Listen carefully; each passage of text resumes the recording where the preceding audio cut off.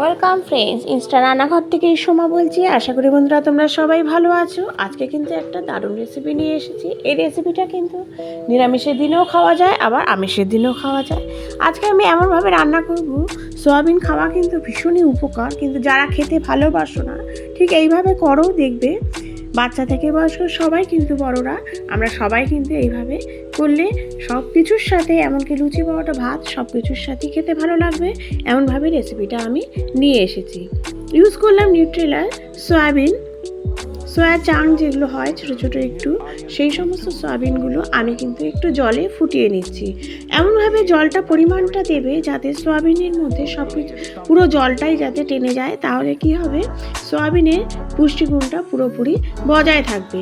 তারপরে তোমরা জল দিয়ে ছাঁকনির মধ্যে ধুয়ে নেবে। দেখিয়ে দিচ্ছি তোমাদের একবার। তারাও ফোড়নটা তার আগে, যা আমরা যেহেতু ভিডিও করি একাতে অনেক সময় ফোন নিই, আমরা কিন্তু ফোড়ন দিলে পরে কিন্তু ফোড়নটা ছিটে যায়, সেই জন্য তেলের মধ্যে একটু নুন দিয়ে দিলাম।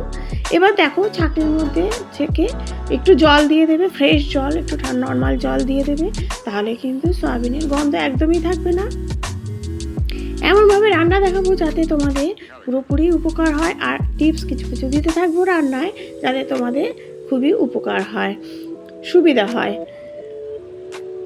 এবার দিয়ে দিলাম ফোড়ন, গোটা জিরে ফোড়ন দেওয়ার পরে দিয়ে দিচ্ছি হচ্ছে আলুটা কিন্তু সেদ্ধ করব না, আলুটা একদমই ভেজে নেব। 50% যখন আলুটা ভাজা হয়ে যাবে তখন আমি দিয়ে দেবো সয়াবিনটা, কারণ সয়াবিনটাও কিন্তু আমি আলুর সাথে একটু ভেজে নেব।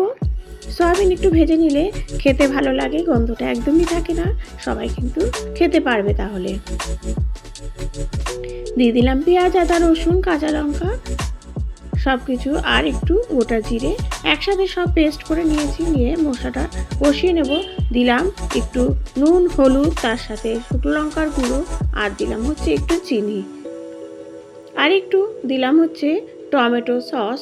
এই কিষানে টমেটো সসটা দেবে, তাহলে কিন্তু খেতে ভালো লাগে। এই টমেটো সস দিয়েও কিন্তু যদি রান্না করো তাহলে কিছু কিছু কষা জিনিস খুবই টেস্ট হয়।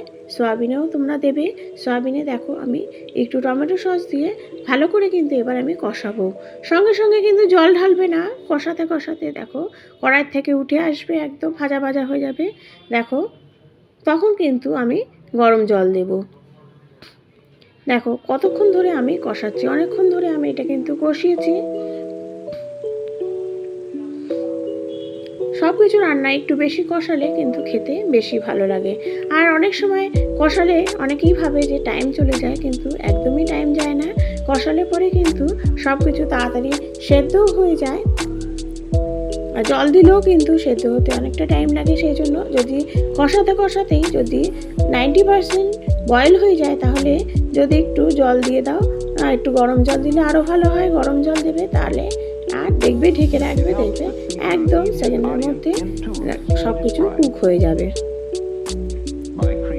দেখো ফুটে উঠেছে, সব কিছু কিন্তু সেদ্ধও হয়ে গেছে। এই সময় আমি দিয়ে দিচ্ছি হচ্ছে গরম মশলা, শাহি গরম মশলা দিয়ে দিলাম।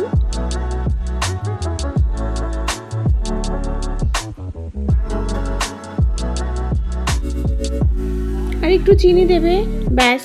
আর নামানোর সময় একটু ঘি, একদম জমে যাবে। এইভাবে একবার তোমরা করো, দেখবে সবাই খেতে ভীষণই ভালো লাগবে। এমনকি কোনো অকেশন হলেও তোমরা এটা করতে পারো, এইভাবে দেখবে দারুণ জমে যাবে।